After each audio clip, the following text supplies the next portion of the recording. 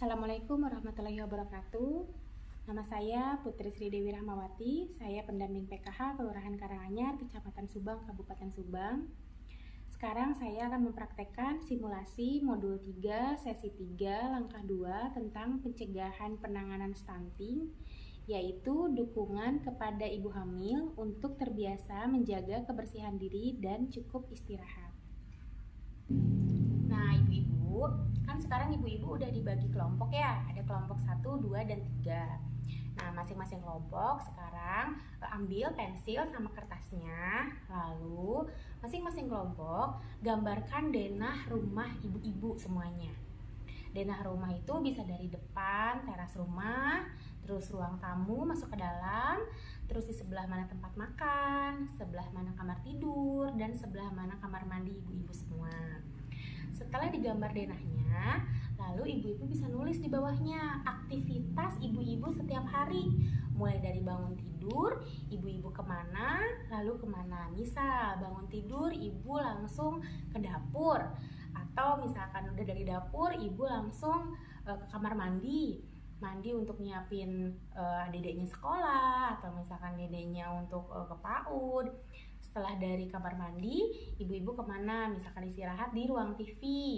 Nah, kalau nggak di ruang TV, biasanya ibu-ibu nyantai di ruang makan atau misalkan di ruang tamu. Gitu ya ibu-ibu ya. Saya kasih waktu 5 menit ya Bu untuk nulis di kertasnya denah ibu-ibu sama aktivitasnya.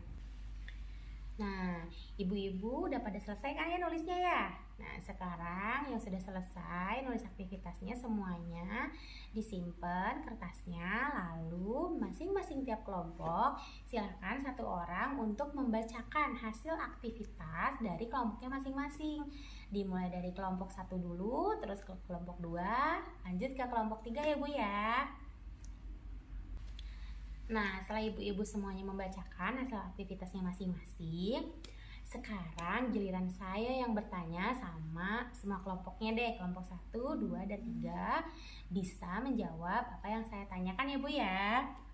Yang pertama dari semuanya, apa sih kegiatan yang paling sering dilakukan oleh ibu hamil setiap harinya?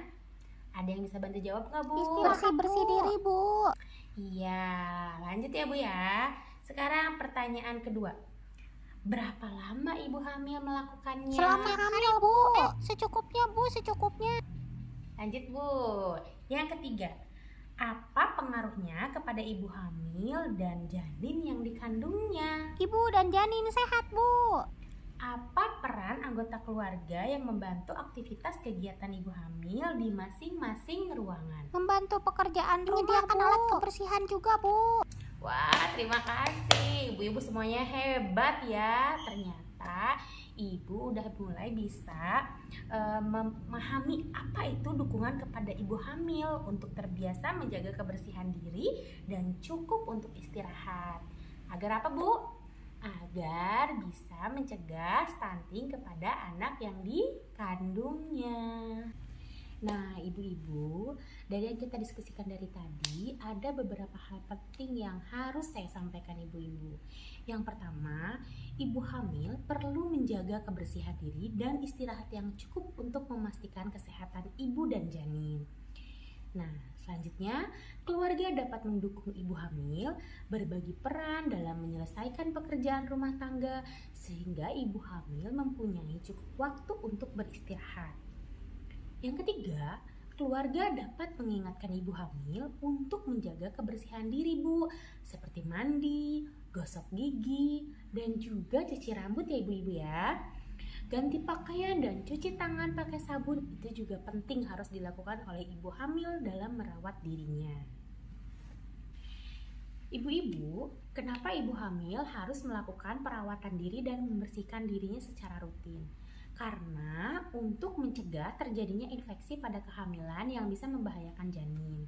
Selain itu, ibu hamil ada perubahan hormon yang sering mempengaruhi kondisi kulit seperti cepat berkeringat. Oleh karena itu, ibu hamil perlu membiasakan untuk menjaga kebersihan diri, seperti cuci tangan pakai sabun dan menggunakan air yang mengalir. Terus mandi dan gosok gigi 2 kali dalam sehari. Lalu keramas atau cuci rambut 2 hari sekali. menjaga kebersihan payudara dan daerah kemaluan, termasuk puting di payudara ya Bu ya. Ganti pakaian dan pakaian dalam setiap harinya. Manfaat menjaga kebersihan diri bagi ibu hamil itu banyak Bu. Salah satunya mengurangi kemungkinan adanya kuman yang masuk selama hamil sehingga dapat mengurangi terjadinya penyakit menular. Terus ketika terbiasa menjaga kebersihan saat hamil, diharapkan ibu dalam keadaan bersih ketika melahirkan sehingga dapat mencegah infeksi saat persalinan dan ibu menyusui. Tadi kan ada peran keluarga ya Bu ya. Nah, di sini maksud peran keluarga yaitu peran suami dan anggota keluarga untuk mendukung ibu hamil menjaga kebersihan diri dan istirahat yang cukup.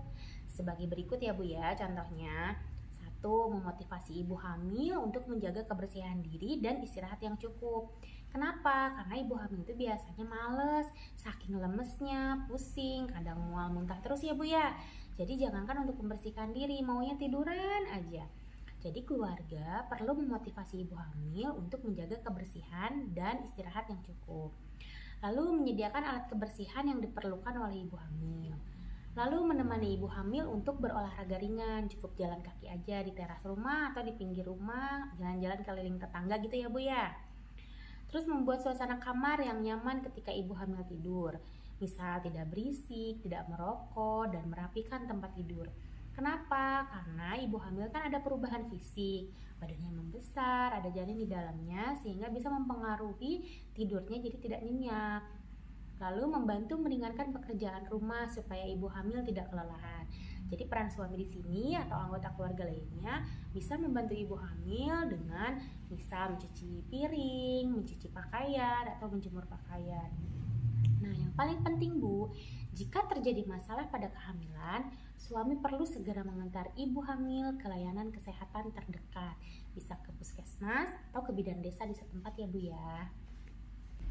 Oke Bu, sekarang selanjutnya kita akan masuk ke dukungan kesehatan mental untuk ibu hamil.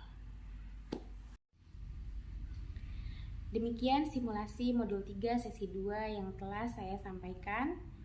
Semoga bermanfaat untuk semuanya. Wassalamualaikum warahmatullahi wabarakatuh.